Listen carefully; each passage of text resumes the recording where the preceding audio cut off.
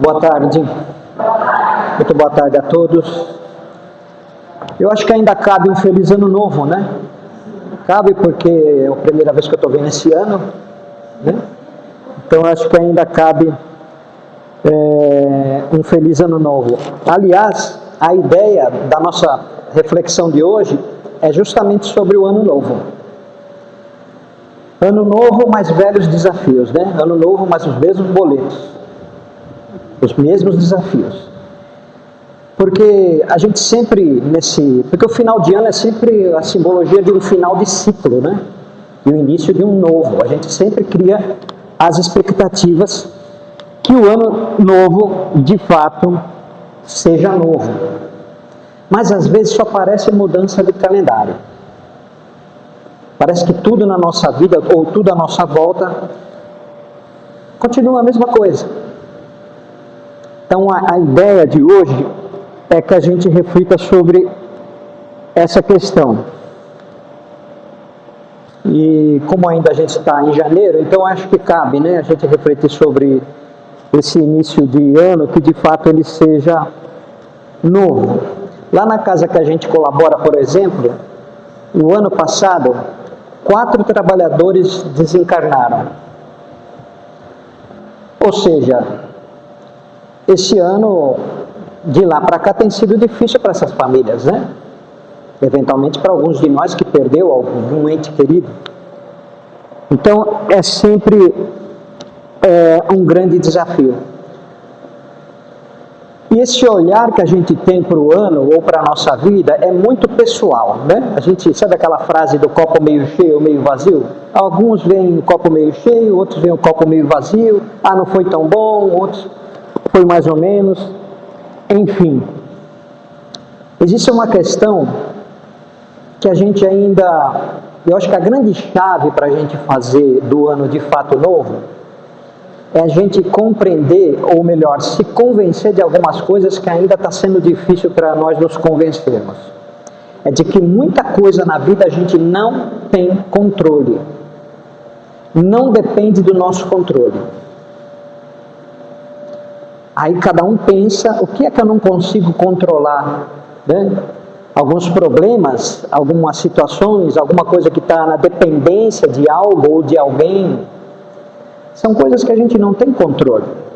E a gente fica criando as expectativas que as coisas aconteçam do jeito e no tempo que nós gostaríamos.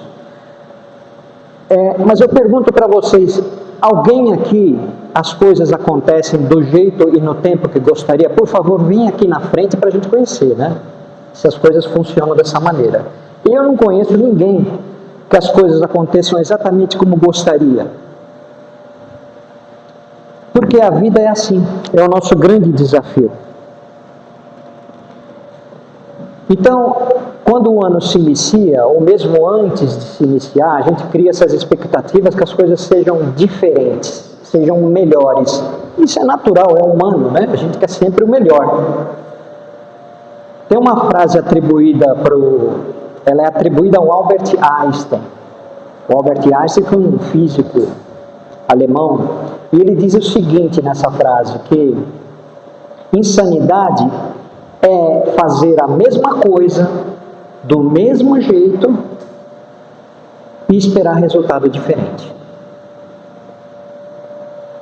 Como que a gente vai conseguir fazer o ano de fato novo se nós continuarmos a agir da mesma maneira, pensar da mesma maneira, continuar carregando as mesmas crenças, as mesmas limitações, não sei se vai dar certo, ou o medo, né? Que a gente potencializa muito em nós esses sentimentos negativos.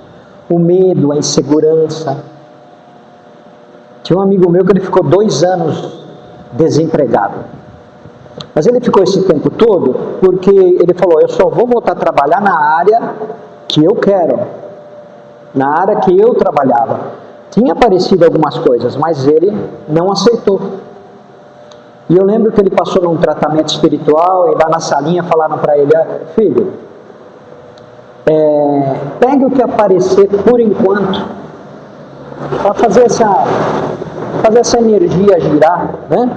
Dá um passinho para trás.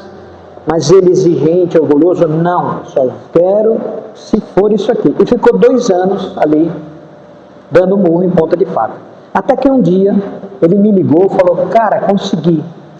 Conseguiu um emprego? Eu falei, então, me ligaram da agência de emprego. Eu falei, que maravilha, né? Você deve estar feliz. Ele falou, cara, eu estou morrendo de medo. Eu falei, mas por que você está com medo?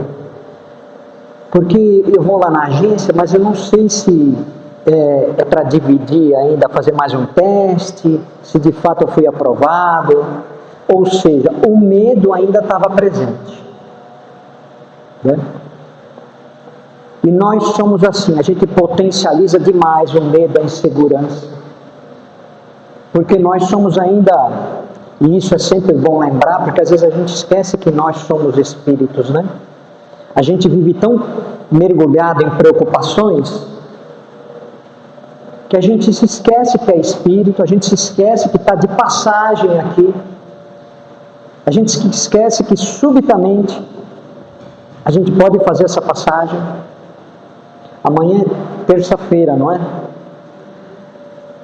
Oxalá que a gente desperte, acorde amanhã, terça-feira. Mas a terça-feira ainda não existe, ela é só uma esperança. Aliás,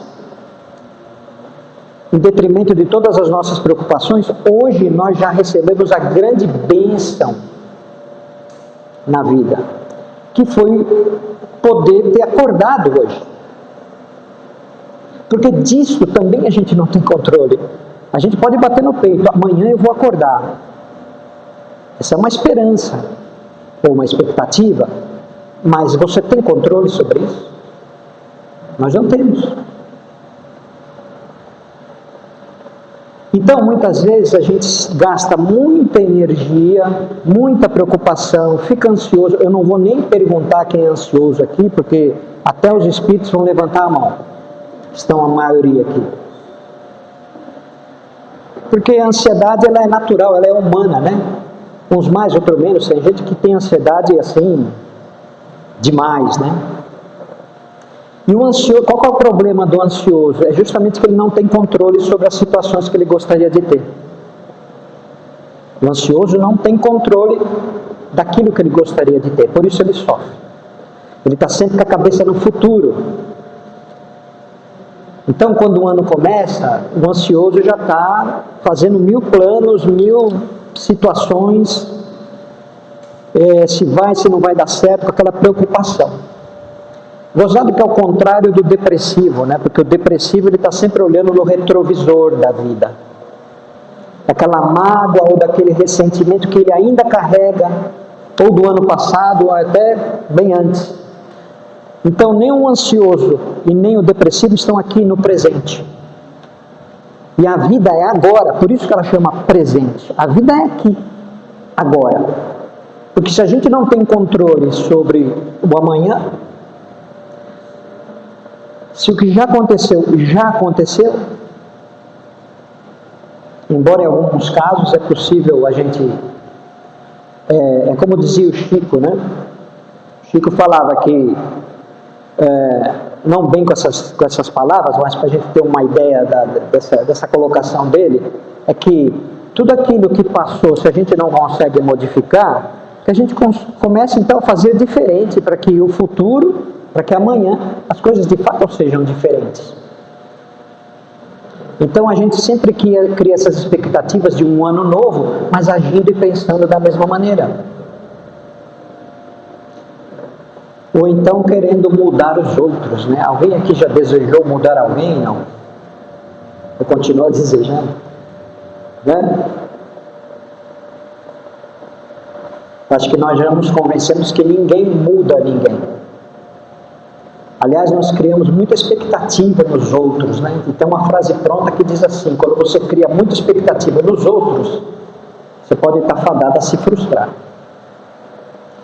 E muitas vezes a gente coloca todo o nosso bem-estar e a nossa felicidade no colo dos outros, esperando que os outros nos façam felizes, que os outros nos atendam à expectativa, que os outros façam diferente. Isso é uma grande ilusão. Enquanto nós não nos convencermos de que a mudança vem de nós, de dentro de nós, tudo vai permanecer como está. E é natural que a gente, nas nossas preces, nas nossas orações, a gente peça para Deus, para toda a espiritualidade, que nos ajude, algumas vezes, se possível, que resolvesse para nós. Né? Isso também é uma ilusão, que a espiritualidade resolva as coisas para nós.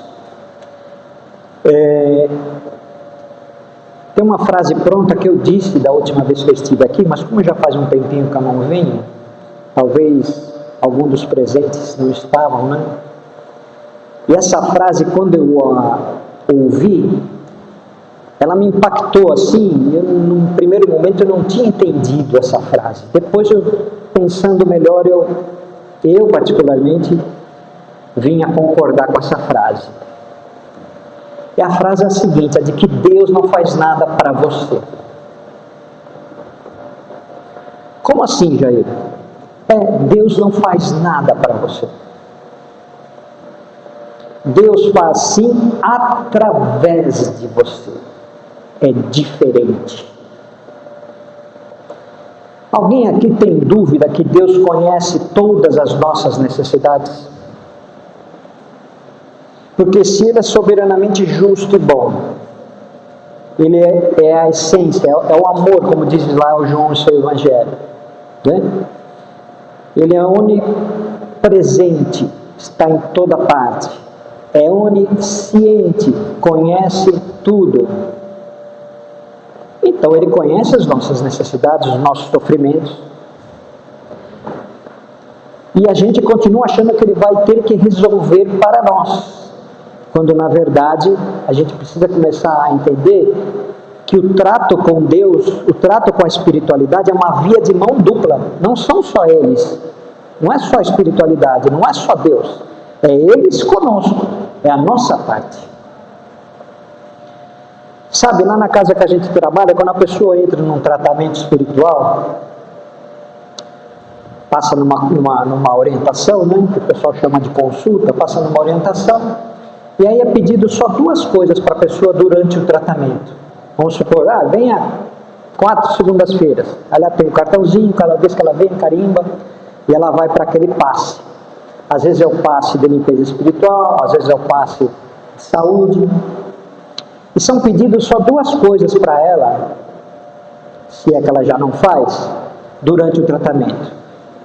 O Evangelho no lar e colocar um copinho com água. Mas não é o simples ato mecânico de colocar o copinho com água. Fala, coloca essa água e faz uma prece. Peça para que a espiritualidade coloque nessa água, magnetize essa água, ou fluidifique, como alguns chamam, de algo que vai ser bom para o seu emocional, para a sua saúde, para o seu físico e para o seu psíquico. Se você toma um remédio, depois dessa prece, toma os seus remédios com essa água. Beleza? Beleza. Aí a pessoa passou na orientação, recebeu essas orientações, aí na semana seguinte ela vem. Aí é perguntado, você começou o Evangelho? Então eu estou esquecendo, puxa, está meio atribulado as coisas, mas eu vou começar. E a aguinha, você está pondo? Então eu tenho esquecido, mas eu vou colocar. Ou seja, o mínimo que se pede da parte da pessoa, ela não faz. Isso é escolha.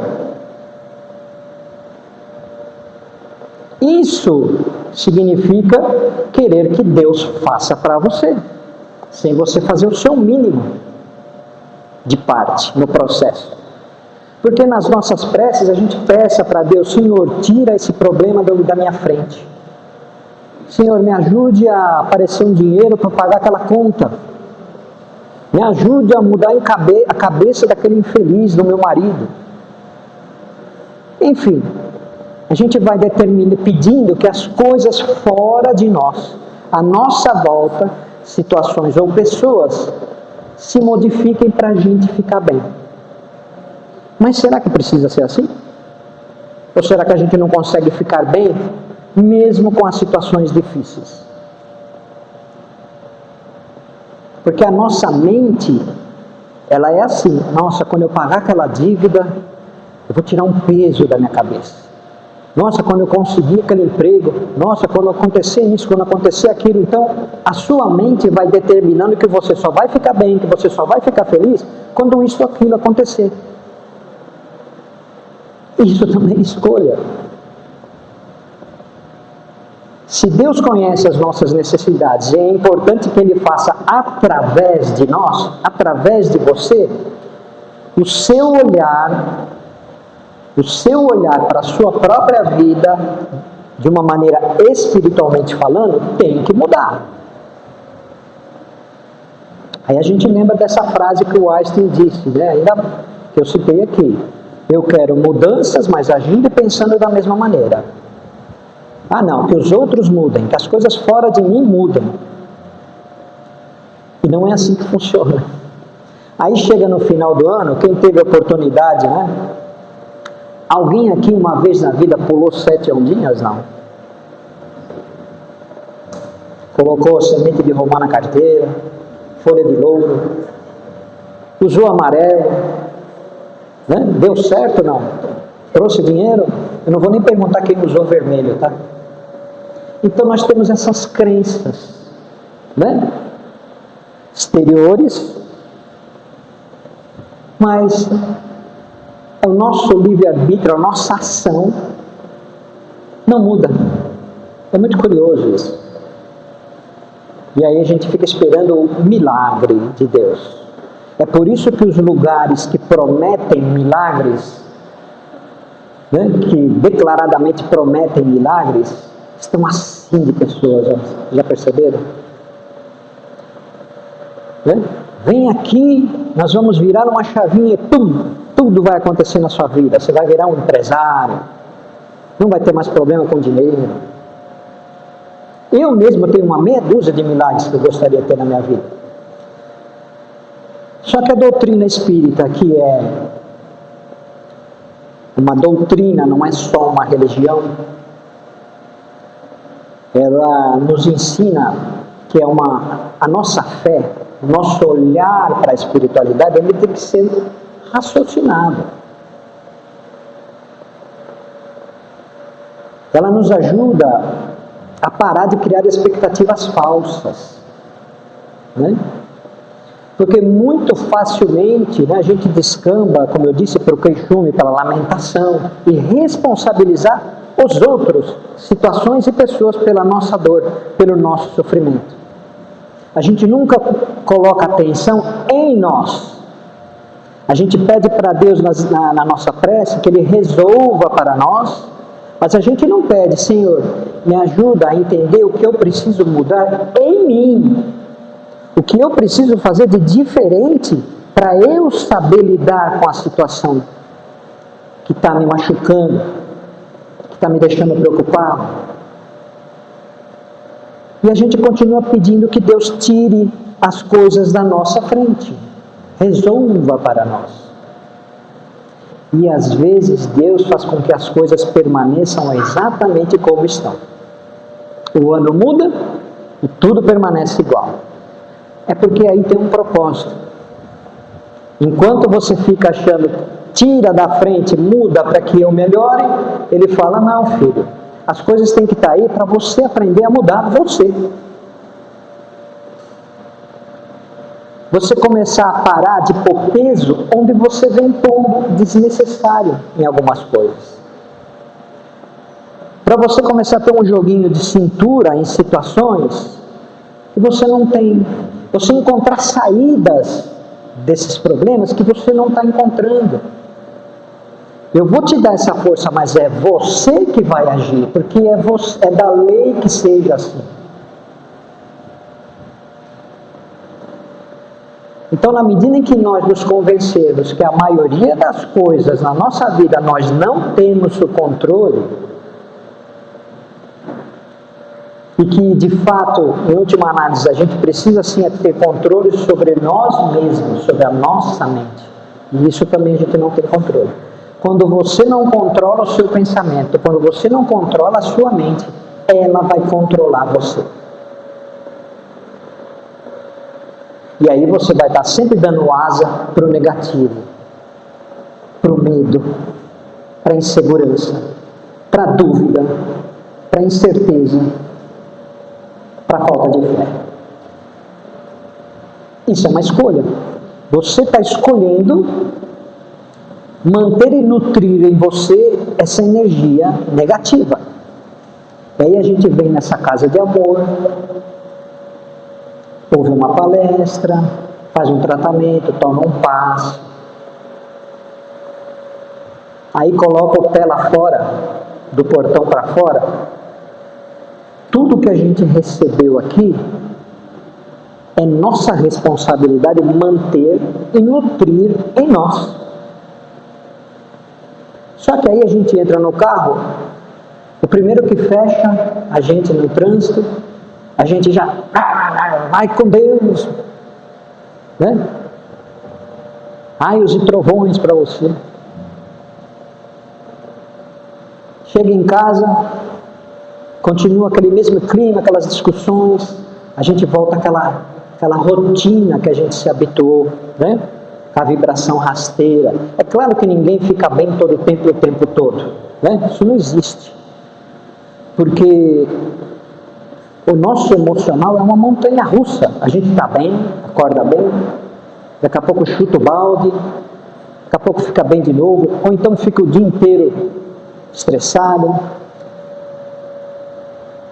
O grande desafio é a gente não se demorar no nosso negativo. Eu costumo chamar Yeshua, ou Jesus, como queiram, como nosso grande psicoterapeuta. Ele deixou um manual, que é o seu Evangelho, que não é fácil. Quem quiser vir até a mim, tome a sua cruz e me siga. Cada um sabe o tamanho e o peso da sua cruz. Mas ele também ensinou a gente não só a orar. O que ele falou antes? Alguém saberia me dizer? Ele falou assim: orai e vigiai. Vigiai o quê? Os outros? Que é o que geralmente a gente tem feito, né? Vigiar os outros. Vigiar você mesmo. Vigiar a sua mente. Vocês já perceberam como a nossa mente é tagarela? Ela não para um minuto. Ela está sempre flertando com medo, com negativo. Pensamentos que às vezes não tem nada a ver, que vem. Eu vou contar um segredo para vocês que eu aprendi. Aprendi com a espiritualidade. A mente detesta ser observada.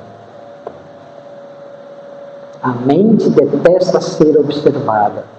Faça esse exercício. Principalmente quando você está muito sem eixo, sem chão, fora de si.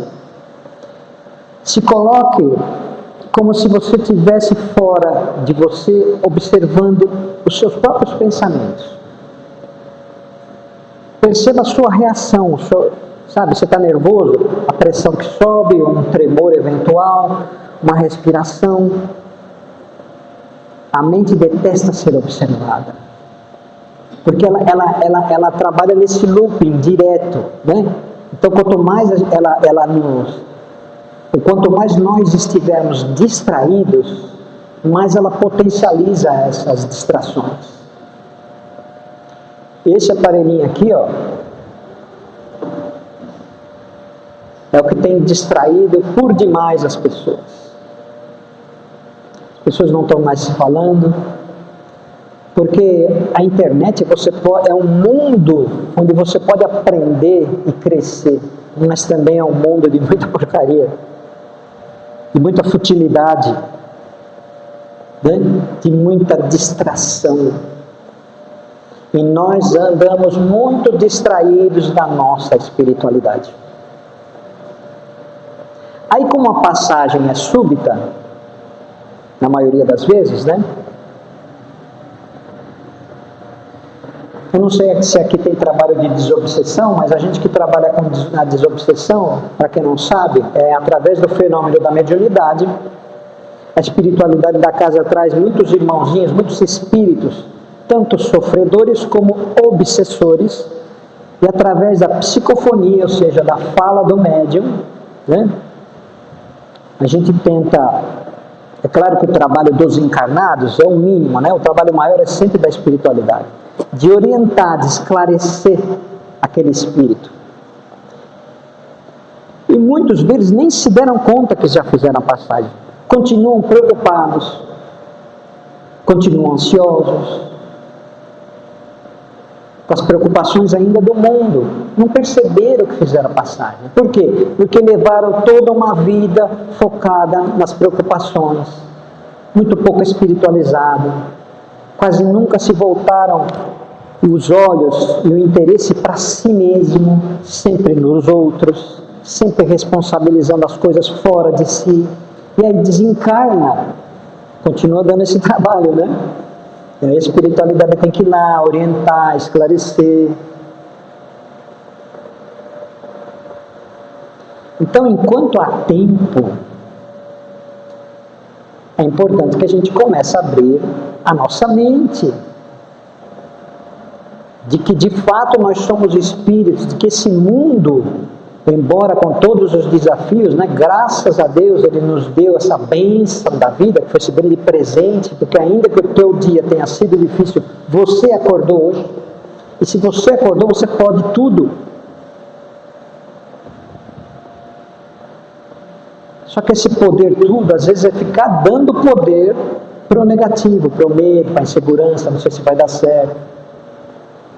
Quando o Kardec ele pergunta para os espíritos, se os espíritos nos influenciam, ele responde assim, muito mais do que vocês possam imaginar.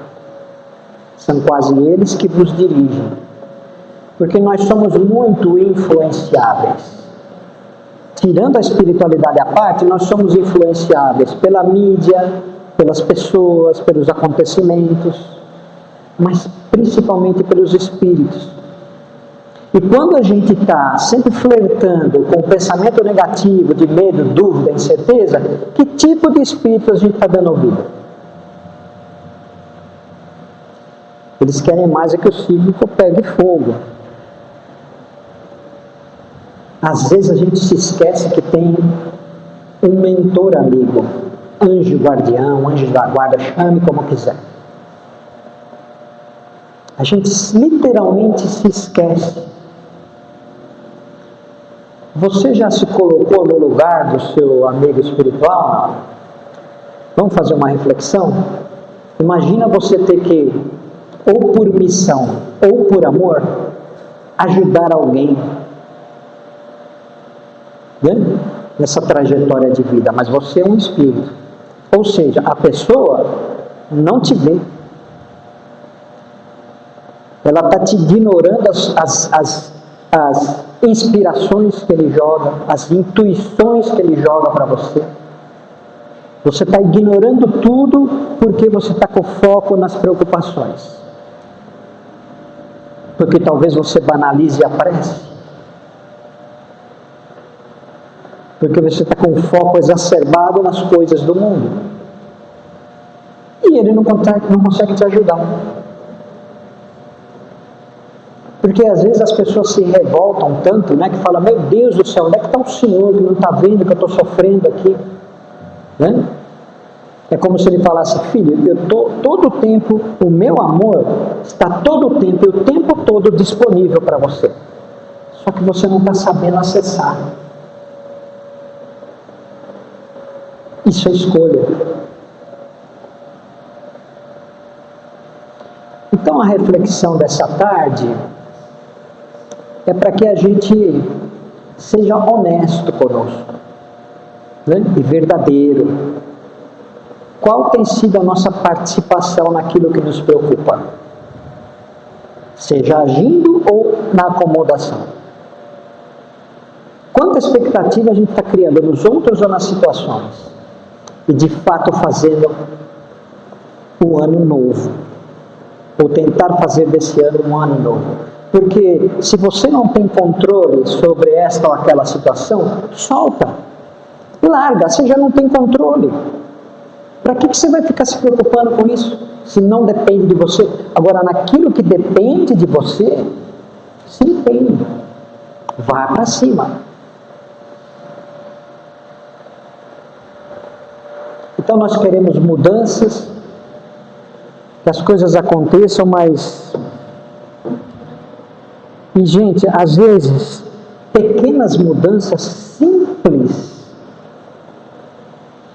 ao longo do tempo, fazem muita diferença. Coisas simples. Porque a gente também não adianta querer mudar da água para o vinho, que não funciona, não é assim que funciona. Né? Por exemplo, a pessoa que não gosta de ler. Tem um amigo meu que ele fala, não, eu leio toda noite, mas ele lê, tipo, trabalha o dia inteiro, 15 para meia-noite, ele vai deitar, ele deita, aí ele pega o livro, deitado, e vai ler. Quer dizer, passa 30 segundos e ele está com o livro na cara dele, né? Ele deixou cair, já desdobrou, já foi dormir. Então, se você não gosta de ler, não precisa ler um livro. Leia 2 linhas. Amanhã mais 2. Né? Ou seja, pequenas atitudes. Né? Faça um pacto com você mesmo. Olha, toda vez que esse pensamento desse problema que eu não controlo vier, eu vou soltar ele para Deus. Porque às vezes nós gritamos para o universo. A gente grita para o universo, só que o nosso grito é um grito de queixume, de lamentação, de não vai dar certo. Então a gente precisa começar agora a fazer com que Deus realize as coisas através de nós, falando, Senhor, eu não controlo isso, me mostre o que eu preciso fazer, o que eu preciso mudar em mim. Porque às vezes a gente não sabe mesmo. Então cabe a gente pedir para os nossos amigos espirituais como proceder. Mas se a gente não der um mínimo de condições para ele, a coisa não acontece. Jesus era acompanhado por multidões de pessoas, onde quer que ele fosse. Por quê? Porque todo mundo queria algum tipo de cura. Física, emocional, algum tipo de cura. Assim como todos nós queremos algum tipo de cura na nossa vida. Mas eu pergunto para vocês, ele curou todo mundo que ele via pela frente? Indistintamente todo mundo? Não. Ele fez algumas curas. E quem ele curou foi proativo. Foi até ele. Tomou a atitude de ir até ele. Aí a gente lembra daquelas assertivas. Batei e abrir-se-vos-á. A atitude de ir bater. Buscai e acharei. A atitude de ir buscar. Pedir e dar-se-vos-á. Embora ele nos conheça, as nossas necessidades, saber pedir. Porque às vezes a gente não sabe pedir. Tem uma passagem no Evangelho sobre o cego Bartimeu, um homem de 40 anos, cego de nascença. Soube que Jesus ia passar ali perto dele. Ele era cego, mas não era surdo. Aí ele acompanhou a multidão. Quando ele percebe que Jesus está passando perto dele, ele grita, Senhor, filho de Davi, tem de piedade de mim. E ele teve que gritar mais alto, Jesus para e manda chamá-lo. E Bartimeu na frente dele, Jesus pergunta, Jesus sabia que ele era cego, mas Jesus pergunta, o que você quer que eu faça? Se eu fosse o Bartimeu, eu ia falar, pô Senhor, está na cara, eu quero. Mas por que ele pergunta? Porque às vezes a gente não sabe o que a gente quer. Ou a gente não sabe pedir. Ele falou, Senhor, eu quero ver. E aí Jesus cura ele. E na narrativa evangélica conta que ele passou a seguir Jesus, não fisicamente, mas no coração. Assim como os 10 leprosos que Jesus curou. 10. Só um voltou para agradecer. porque só um se transformou. Então nós desejamos a cura, façamos a nossa parte.